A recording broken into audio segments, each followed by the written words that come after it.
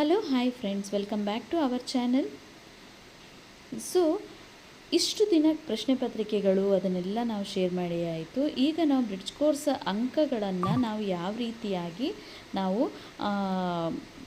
ರೆಕಾರ್ಡ್ಸನ್ನು maintain ಮಾಡಬೇಕು, ಇದನ್ನು ನಾನು ನಿಮಗೆ ಒಂದು ಚಿಕ್ಕ ವಿಡಿಯೋದ ಮೂಲಕ ನಾನು ನಿಮಗೆ ತಿಳಿಸ್ಕೊಡ್ತೀನಿ. ಆಲ್ಮೋಸ್ಟ್ ಎಲ್ರಿಗೂ ಕೂಡ ಗೊತ್ತಿದೆ ನಾವು ಹೇಗೆ ಮೇಂಟೈನ್ ಮಾಡ್ತೀವಿ ಅಂತ ಹೇಳಿ. ಬಟ್ ಯಾರಿಗೆ ಗೊತ್ತಿಲ್ಲ ಅವರಿಗೆ ಈ ವಿಡಿಯೋ ಯೂಸ್ಫುಲ್ ಆಗುತ್ತೆ ಅಂತ ಅಂದ್ಕೊಂಡಿದ್ದೀನಿ ಫ್ರೆಂಡ್ಸ್. ಸೊ ಇಲ್ಲಿ ನೋಡಿ, ನಮ್ಮ ಶಾಲೆಯ ಹೆಸರನ್ನು ಬರೆಯುವಂಥದ್ದು ಈ ಫಾರ್ಮ್ಯಾಟ್ ನೀವು ಕಂಪ್ಯೂಟರಲ್ಲಿ ಮಾಡ್ಕೊಳ್ಬಹುದು, ಅಥವಾ ನೀವು ಕೈಯಲ್ಲಿ ಒಂದು ಬುಕ್ಕನ್ನು ತಗೊಂಡು ಬರ್ಕೊಳ್ತೀನಿ ಅಂತ ಹೇಳಿದ್ರೂ ಕೂಡ ಪರವಾಗಿಲ್ಲ. ಸೊ ನೋಡಿ, ಇಲ್ಲಿ 2026-27ನೇ ಸಾಲಿನ ಸೇತುಬಂಧ ತರಗತಿ, ಯಾವ ತರಗತಿಯದ್ದು ನಾವು ರೆಕಾರ್ಡ್ಸನ್ನು ಈಗ ಬರಿತಾ ಇದ್ದೀವಿ ಆ ತರಗತಿ. ಈಗ ಫಾರ್ ಎಕ್ಸಾಂಪಲ್ ಈಗ 7th ಸ್ಟ್ಯಾಂಡರ್ಡ್ ಬರಿತಿದ್ದೀವಿ ಅಂದರೆ 7th ಅಂತ ಹಾಕಬೇಕು. ನೆಕ್ಸ್ಟ್ ವಿಷಯ, ಯಾವ ವಿಷಯದ ಬಗ್ಗೆ, ಈಗ ಮ್ಯಾಥ್ಸ್ ಮಾಡ್ತಾ ಇದ್ದೀವಿ, ಮ್ಯಾಥ್ಸ್ ಅಂತ ಹೇಳಿ ಹಾಕಬೇಕು. ನೆಕ್ಸ್ಟ್ ನೋಡಿ, ಇಲ್ಲಿ ಕ್ರಮ ಸಂಖ್ಯೆ, ವಿದ್ಯಾರ್ಥಿಗಳು ಎಷ್ಟಿದ್ದಾರೆ, ಶಾಲೆಯಲ್ಲಿ ಎಷ್ಟಿದ್ದಾರೆ ಅಷ್ಟು ಕ್ರಮ ಸಂಖ್ಯೆಗಳು ಬರುತ್ತೆ. ಹಾಗೆ ಎಲ್ಲ ವಿದ್ಯಾರ್ಥಿಗಳ ಹೆಸರುಗಳನ್ನು ನಾವು ಬರ್ಕೊಳ್ಬೇಕು. ಇದಿಷ್ಟು ಬರ್ಕೊಂಡಾದ ನಂತರ ನಾವು ಏನು ಸಾಫಲ್ಯ ಪರೀಕ್ಷೆ ಮತ್ತು ಪೂರ್ವ ಪರೀಕ್ಷೆಗೆ ಕ್ವೆಶನ್ಸನ್ನು ಕೊಟ್ಟಿದ್ವಿ, 10 ಕ್ವೆಶನ್ಸನ್ನು ಏನು ಕೊಟ್ಟಿದ್ವಿ, ಈ 1ರಿಂದ ಹಿಡಿದು 10 ಅಂತ ಏನು ಸಂಖ್ಯೆಗಳಿದೆ ಅಲ್ಲಿ, ಅದಷ್ಟು ಕೂಡ ಪ್ರಶ್ನೆಗಳ ಸಂಖ್ಯೆಗಳಾಗಿರುತ್ತೆ.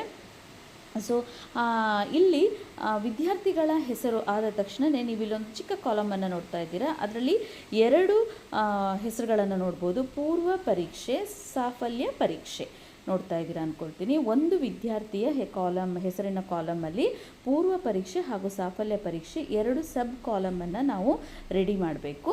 ರೆಡಿ ಮಾಡಿದ ನಂತರ ಪೂರ್ವ ಪರೀಕ್ಷೆ ನೋಡಿ, ಅದೇ ಕಾಲಮಲ್ಲಿ ಪೂರ್ವ ಪರೀಕ್ಷೆಯಲ್ಲಿ ಆ ವಿದ್ಯಾರ್ಥಿ ಯಾವ ಒಂದು ಗ್ರೇಡನ್ನು ಪಡ್ಕೊಂಡಿದ್ದಾನೆ, ಇಲ್ಲಿ ಅಂಕಗಳನ್ನು ಹಾಕುವ ಅಗತ್ಯ ಇಲ್ಲ, ಹಾಕೋದು ಇಲ್ಲ. ಸೊ ನೀವಿಲ್ಲಿ ಏನಪ್ಪ ಹಾಕಬೇಕು ಅಂದರೆ, ಆ ವಿದ್ಯಾರ್ಥಿ ಬರೋ 1ನೇ ಪ್ರಶ್ನೆಗೆ ಸರಿಯಾದ ಉತ್ತರ ಕೊಟ್ಟಿದ್ದಾರೆ ಅಂದರೆ ಎ ಅಂತ ಹಾಕಬೇಕು. ಹಾಗೆ ಎಲ್ಲ ಪ್ರಶ್ನೆಗಳಿಗೂ ಕೂಡ ನಿಖರವಾದ ಉತ್ತರವನ್ನೇ ಕೊಟ್ಟಿದ್ದಾರೆ ಅಂದರೆ ಎಲ್ಲದಕ್ಕೂ ಕೂಡ ಎ ಅಂತಲೇ ಹಾಕುವಂಥದ್ದು.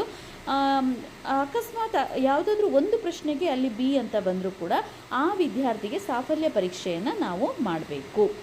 ಅಕಸ್ಮಾತ್ ಸಾಫಲ್ಯ ಪರೀಕ್ಷೆಯಲ್ಲೂ ಬಿ ಬಂದಿದೆ, ಪೂರ್ವ ಪರೀಕ್ಷೆಯಲ್ಲಿ ಬಿ ಬಂದು ಸಾಫಲ್ಯ ಪರೀಕ್ಷೆಯಲ್ಲೂ ಬಿ ಬಂದಿದೆ ಅಂದರೆ ಅದನ್ನು ನಾವು FLN ವಿದ್ಯಾರ್ಥಿ ಅಂತ ಹೇಳಿ ನಾವು ಪರಿಗಣಿಸಲಾಗುತ್ತದೆ.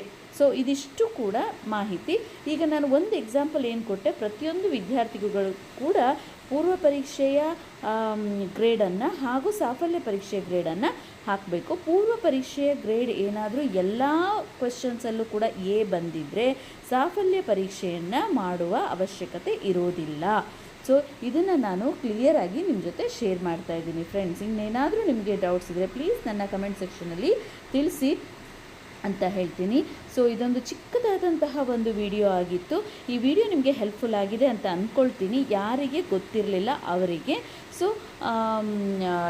ಇದಿಷ್ಟು ಒಂದು ವಿಡಿಯೋನ ವಾಚ್ ಮಾಡಿದ್ದಕ್ಕೋಸ್ಕರ ಥ್ಯಾಂಕ್ ಯು ಹೇಳ್ತಾ ಈ ವಿಡಿಯೋನ ಎಂಡ್ ಮಾಡ್ತಾ ಇದ್ದೀನಿ. ಟೇಕ್ ಕೇರ್, ಬಾಯ್.